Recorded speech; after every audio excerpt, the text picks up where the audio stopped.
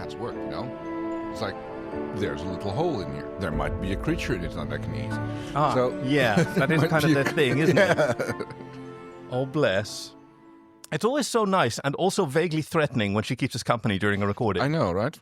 And just sort of sniffing at these cables that, has she decided to go and battle them or get tangled up? She has, in fact, chewed through at least a mouse cable once. Appropriate for a cat. Yeah, I suppose. She knows her prey. Hello, everyone. Welcome to the Joy of Trek. Oh, I was trying to think of story reading. Yeah, story reading. Is there some kind of subtitle that we can use? Mission didn't we come up with something? Yeah, but they haven't come out yet, so I don't know. Oh, God, I don't know. It hasn't made it through the temporal vortex. Oh, let's see. Tales of the... Hollow, Sweet and Sour. Oh, I like that one. Yeah, you would, wouldn't you? Hello, everyone. I'm Kaki. I'm Kay. And as we've been doing since the start of 2025, we're interspersing our episode recaps with a dive into the wonderful world of Star Trek fan fiction. Yes, and this week's episode, we have a teen and up audience, no archives warning applied, Star Trek Voyager. Oh! Let me see. Additional tags for, Fairhaven and Spirit Folk, the Voyager episode, and St. Patrick's Day. Okay, so that's interesting. Oh my God, there's going to be terrible Irish accents today. Okay. Yes. I think so. Because the title is Faith and Begorrah. I don't know what Begorrah means. It's by God, but then sort of. Yeah. I think it's a minced oath. Do you know how those, when you have a bad word that you really shouldn't say, so you say something very similar? Right, yes. Like my mother grew up stubbing her toe and yelling, "Sugar!" Right. So hard, and I still shiver when I hear the words. I'll just have a cup of sugar. Oh, sugar. I thought you said shiver, but just sugar. Okay, sugar. That's right. it. Yeah, but said with such venom and hatred that why mince such an oath? Anyway, by Bruce PKSP is the author. Okay. What does PKSP stand for? I don't know. It's like Bruce and then between brackets, it's PKSP. Yeah. And the summary is Tom Paris and Harry Kim try to repair the Fairhaven holoprogram in time for St. Patrick's Day. Ooh. Warning, the story presents two men in a romantic relationship. Oh, Read no further if that offends you. Ugh. Slight spoilers for the episode Fairhaven and Spirit Folk. And copyright March 17th, 2000. I think I read that right. It's American notation, so... Odd one. How bad are we going to go with these Irish accents? Oh, gosh. Well, only one... Are we going to do American, Hollywood, Californian actors doing Irish accents? Or... Oh, gosh. I don't know. We're going to see. I think we're going to see where it ends up. All right. Well, Faith and Begorrah, then, by Bruce PKSP. Ensign Harry Kim, Voyager's operations officer, patted the pockets of his jumpsuit work uniform. Tricorder configured for engineering tasks, pad, and some mechanical tools specific to holomatrices. He had everything he needed. He exited the turbo lift and made his way down the corridor to the doors of the holodeck number 3. The wall panel indicated that the Fairhaven program was running and that there was one occupant. Harry opened the doors and entered. It was a fine spring day in the simulated Irish village. The sky was clear and blue, a warm breeze was blowing in from the seacoast, and the buildings had their clean, homely quaintness about them. Harry found it a bit eerie, though. None of the hollow inhabitants were visible. Harry rounded a corner and finally found one person. Lieutenant Tom Paris was seated on a bench, facing away from him. Tom's shoulders were slumped. One hand held a pad, and the other hand was holding his head, the fingers spread through reddish-blonde hair. Tom was so focused on the handheld data device that he didn't hear Harry's boots clicking over the cobblestones. Harry smiled to himself, looking over the figure of the man who meant so much to him. Ooh. "Hi, Tom," he said, breaking the silence. For a moment, Harry didn't think Tom had heard him. Then, without looking up, he answered. "Hi, Harry." Tom exhaled long and loudly. "This is such a mess." Harry knew how hard Tom had been working. The Fairhaven holosimulation had taken quite a beating in the last few weeks. Characters had been rewritten, space phenomena had deleted or altered entire blocks of data, the characters had evolved through learning the circumstances of their existence, and they'd even held crew members hostage for a time. At the captain's approval, Tom had kept the program running continuously for a time, but no more. The open door policy had been stopped out of necessity. No. The program was unstable. Now Lieutenant Paris was trying to salvage the battered program.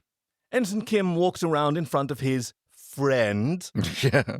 They're very good friends. And they were roommates! It's too far gone, Harry. Every time I reinitialize it or when I make corrections, something else fails catastrophically. Tom looked tired and defeated. Harry knew how seriously Tom took this creative outlet.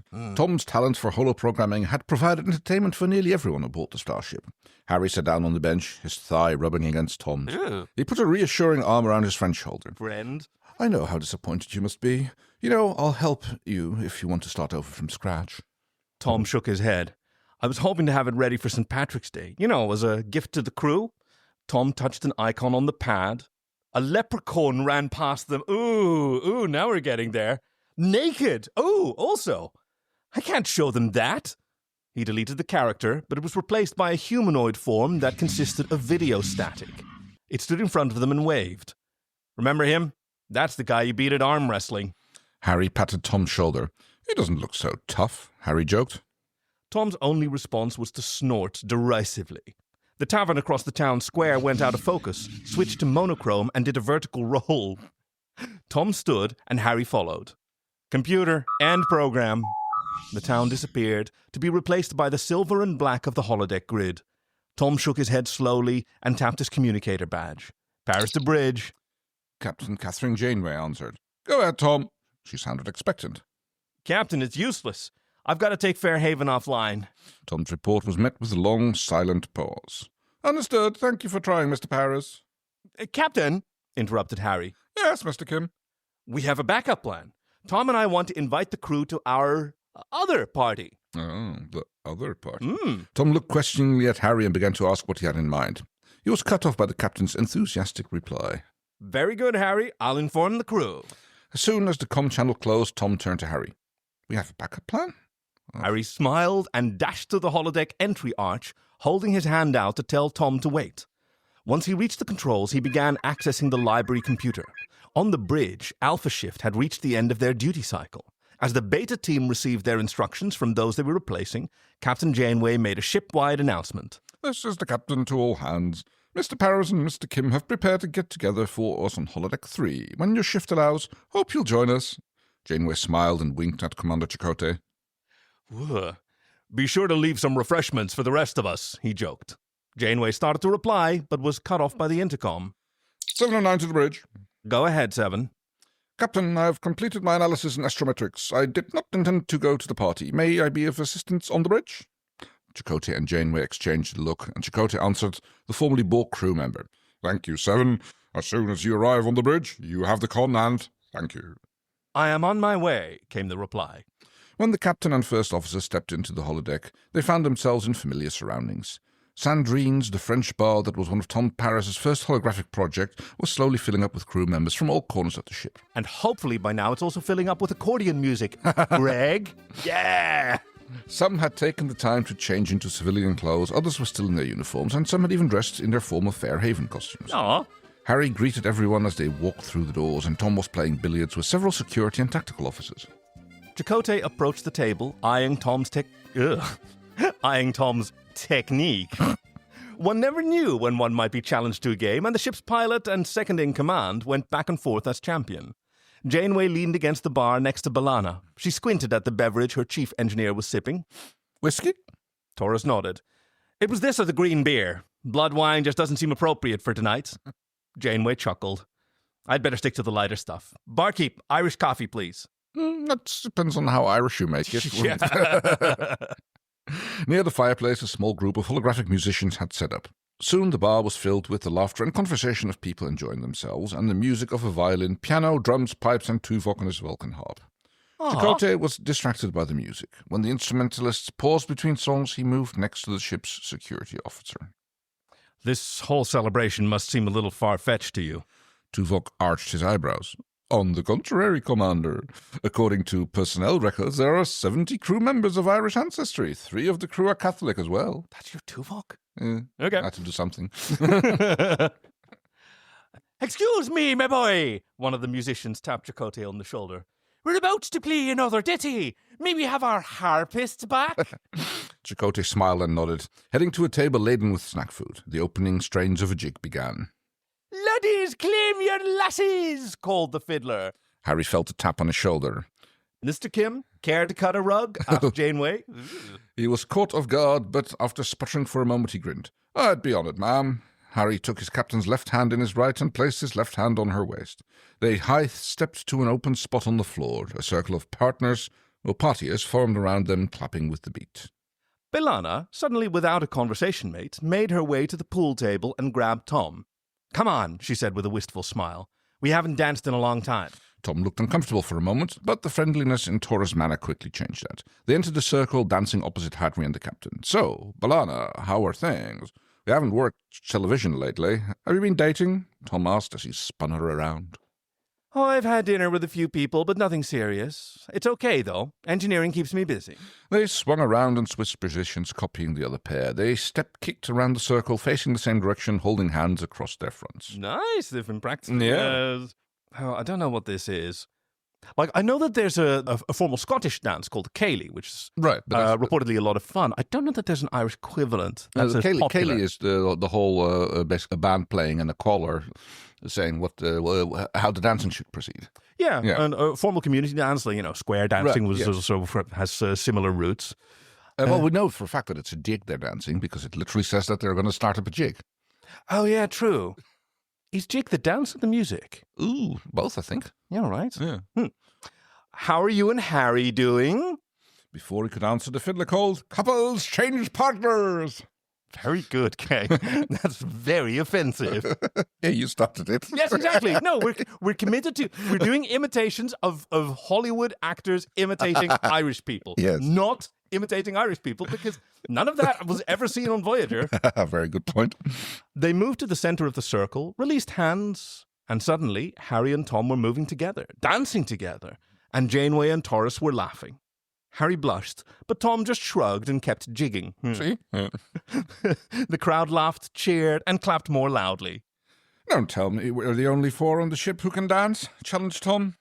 The musicians changed key, and soon everyone was moving across the floor, some in pairs, some solo. Soon the dance ended, and everyone headed for drinks or food. Neelix looked about.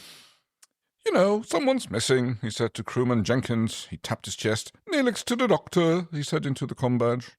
This is the doctor. How may I help you, Mr. Neelix? Thank you. Why don't you help yourself to the party on holodeck 3? A moment later, the doctor materialized next to the ship's morale officer and cook. Thank you for the invitation, Mr. Neelix. I see that you're wearing green, so I will refrain from pinching you. Pinching? What's like, is that a habit? I guess, well. Must be an American thing. More drinks were drunk, food eaten, and dances danced. The crew of the Voyager hadn't celebrated like this in quite some time. Crew members entered and left, some replacing others who were on duty, so that they could have an hour or two of fun. Someone shouted, "Hey, Doc, how about a song?" Oh. The emergency medical hologram whispered something to Tuvok, then took a position at the front of the room. Yeah, get ready. Tuvok began strumming London Derriere on his harp. That's not... Oh, Danny Boy is not the text of London Derriere, I think. I don't know. They might have similar melodies. I suppose. All right. I don't know how Danny Boy the melody. Oh, Danny Boy, the pipes are calling from glen to glen and down the mountainside. There we go. Very good. The sad, sweet song had a dramatic effect on the partiers. As the doctor sang, melancholy smiles appeared and everyone stopped to watch and listen. Aww. Some leaned on tables on the bar, others leaned on each other. Unconsciously, Harry put his arm around Tom's waist and Tom leaned into Harry. Ooh, it's I'll be there in sunshine or in shadow. Oh, Danny boy, I love you so. Bravo. The end. Thank you. Oh, wow. This is awesome. Oh, after we've complained about a run of Voyager episodes that have been selected by our chief that have been pretty heavy. Right, we're back to the old no stakes sort of pattern where we started off with Voyager episodes back in the early days of the joy of Trek. And with a hint of blossoming romance. Oh, perhaps. Yes. Well, they seem to be. I don't know. On again, off again is not really the right term. They appear to be very good friends. Friends, yes. Yeah. Almost. Tom and Harry. Yes. And the third. The third one. Tom, Bob, and Harry? Oh, Tom, Dick, and Harry in this case. Yeah, well, two of them in this case. Well, they both have the other. Yeah, we're overcomplicating this Yes. stuff. Like we're just making just at home make a circle with one hand with your thumb and forefinger, and make a point with your other finger, and like just jam them in together like we're doing right now. Yes. And then you sort of get the point that we were trying to get across. Yes. Anyway, thank you for joining us. Yes. Next week there will be a regular episode. And then the week after that, the chief has been very clever, and he sent us this as a spoiler message. So I get to reveal it now, what the title and synopsis of the next one is going to be. Or even possibly he's going to do that himself. I don't know. It depends on what happens when I take a deep breath and say... Hunting Hound, in which Tucker and Reed hunt for a hound. Ew. That sounds like they're after Captain Archer's beagle. Oh! Yeah, are beagles hunting hounds? Yeah. Yeah, they're... Yeah. Little cute, little, ferocious. Oh, that's going to be awesome. I'm looking forward to that. So that'll be in 2 weeks. The hell is this? Okay, I'm leaving Starfleet. Energize! We hope you've enjoyed this week's episode with your friends Kay and Kaki. Production and editing by our chief engineer Greg, and music by Fox Amore. Join us next week for Devil's Due, TNG 413. Visit joyoftrek.com/links to send us your recommendations, support us on Patreon, or to find us on Blue Sky. We'd love to hear from you. Thank you for listening to The Joy of Trek, and we'll see you out there.